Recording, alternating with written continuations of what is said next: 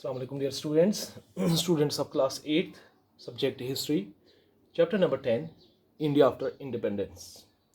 Our second topic is a constitution is written. A constitution is written. Dear students, between December 1946 and November 1949, almost 300 Indians had series of meetings. They had series of meetings regarding the political future of India. यानी दिसंबर 1946 से नवंबर 1949 तक almost 300 Indians from different states, from different regions had assembled. वो जमा हुए थे कहाँ पे? The meeting was held in New Delhi. Meetings were held in New Delhi. Therefore वो न्यू दिल्ली में जमा हुए और उन्होंने बहुत सारी मीटिंग्स की regarding the political future of India, कि हिंदुस्तान का पॉलिटिकल फ्यूचर कैसा होगा.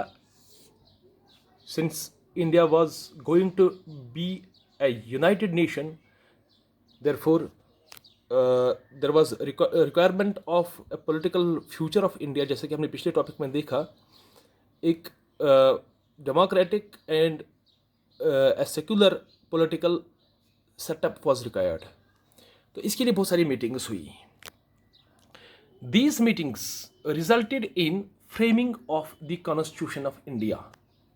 तो रिजल्ट क्या निकला जब ये मीटिंग्स हुई? तो फाइनली इस बात पे आमादगी हुई कि हम एक कॉन्स्टिट्यूशन को जन्म देंगे, एक कॉन्स्टिट्यूशन लिखेंगे, the constitution of India, the sacred book of India. Therefore there was among the 300 Indians, it was termed as a drafting committee. Then later, तो इस ड्राफ्टिंग कमेटी का हेड जो था, चेयरमैन जो था, he was doctor Bhimrao Ambedkar, Baba Saheb Ambedkar जिसको कहते हैं. तो finally on 26 of January 1950 the constitution of India was framed. इस कॉन्स्टिट्यूशन के बहुत सारी फीचर्स थे. फीचर्स की बात हम करेंगे. There were 4 main features of the constitution. 4 main features. Number 1, adoption of universal adult franchise. हम जानते हैं कि ब्रिटिश इंडिया में फ्रेंचाइज की तो कोई बात ही नहीं थी, यानी वोटिंग राइट की तो कोई बात ही नहीं थी. जो आज़ाद मुल्क थे, जैसे अमेरिका की बात करेंगे या ब्रिटेन की बात करेंगे, वहाँ पर भी, जो कि वहाँ पर एक डेमोक्रेटिक सेटअप तो खड़ा हो गया था, वहाँ पर भी अडल्ट फ्रेंचाइज जो है वो there was broken adult franchise. तो उसमें पहले only men were allowed to vote, young men were allowed to vote, और उसकी रिक्वायरमेंट थी कि they should have been educated. सिर्फ पढ़े लिखे लोगों को वोटिंग राइट था. फिर बाद में जैसे अमेरिका में देखते हैं या ब्रिटेन में देखते हैं, बाद में वीमेन का राइट, वोटिंग राइट जो है वो ऐड किया गया. लेकिन जब इंडिया आज़ाद हुआ, जब कॉन्स्टिट्यूशन फ्रेम हो गया, तो पहला पॉइंट जो उसमें था, उसमें पहला पॉइंट यही था कि we will guarantee complete adult franchise to the whole nation, जिसके मुताबिक कोई भी 21 ईयर्स ओल्ड, चाहे वो मर्द हो, चाहे वो औरत हो, चाहे वो गरीब हो, चाहे वो अमीर हो, चाहे वो मुसलमान हो, चाहे वो सिख हो, चाहे वो हिंदू हो, कोई भी हो, उसे वोटिंग राइट मिल रहा है.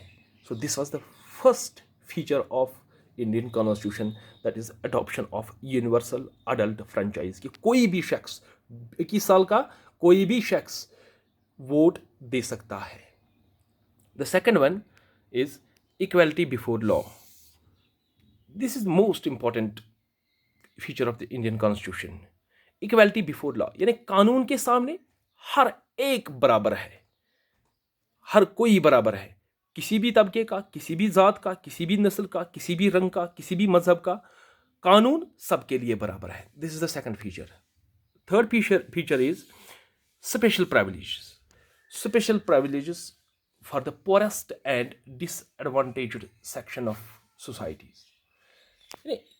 इसका मतलब यह है कि हिंदुस्तान में मुख्तलिफ तबकों के लोग रहा करते थे, जिनमें कुछ लोग लो कॉस्ट्स थे, अनटचेबल्स जिनको कहते हैं, Dalits, Adivasis, schedule caste, schedule tribe और ट्राइबल लोग. तो ब्रिटिश इंडिया में इन लोगों को कोई भी मौका नहीं मिलता था गवर्नमेंट सर्विस में या किसी और सेक्टर में आने की, या इनको यहाँ तक कि इनको छूने की भी इजाज़त नहीं थी। तो कॉन्स्टिट्यूशन ने गारंटी इनको किया कि इनको हम स्पेशल एडवांटेज देंगे, स्पेशल प्रिविलेज देंगे। Therefore, the third feature, special privilege for the poorest and disadvantaged, was the most important feature of Indian Constitution. Rather, it is the most important feature of Indian Constitution. तो इन सभी लोगों को क्या दिया जाएगा? एक special privilege, यानी इनके लिए रिजर्वेशन जिसको हम कहते हैं, स्पेशल रिजर्वेशन, इनको नौकरी में, इनको पढ़ने में, इनको किसी भी सेक्टर में आने के लिए स्पेशल रिजर्वेशन इन लोगों को मिलती है। The fourth one is the problem of language. Since बहुत सारे डिबेट्स इस पे हुए कि हम हिंदी को इंडिया की जो ऑफिशियल लैंग्वेज है, हम हिंदी को बनाएंगे और कोर्ट्स में, सर्विसेज में, कम्युनिकेशन में हम इन सभी जगहों पे रखेंगे। लेकिन जो साउथ इंडिया की बात हम करते हैं, साउथ इंडिया में चूंकि हिंदी नहीं बोली जाती है, therefore the people, the representations of south India, उन्होंने वहाँ उस वक्त जो ड्राफ्टिंग कमेटी थी उनके सामने तजवीज़ रखी कि अगर हिंदी को नेशनल लैंग्वेज या उसके बाद कोर्ट्स में, सर्विसेज में, कम्युनिकेशन या बाकी सेक्टर्स में इसको सिर्फ हिंदी को रखा जाएगा तो South India will break from India. यहाँ तक कि उन्होंने उस वक्त धमकी दी थी, क्योंकि हिंदुस्तान में तो सिर्फ हिंदी तो नहीं बोली जाती है। Therefore finally it was guaranteed that कि चलो ठीक है, हम ऑफिशियल लैंग्वेज हिंदी को बनाएंगे, लेकिन कोर्ट्स में, सर्विसेज में और कम्युनिकेशन जो बिटवीन स्टेट्स है उनमें हम इंग्लिश को रखेंगे। यानी English will be used in courts, services and in communication sector between the states. ये कॉन्स्टिट्यूशन ऑफ इंडिया के फीचर्स थे।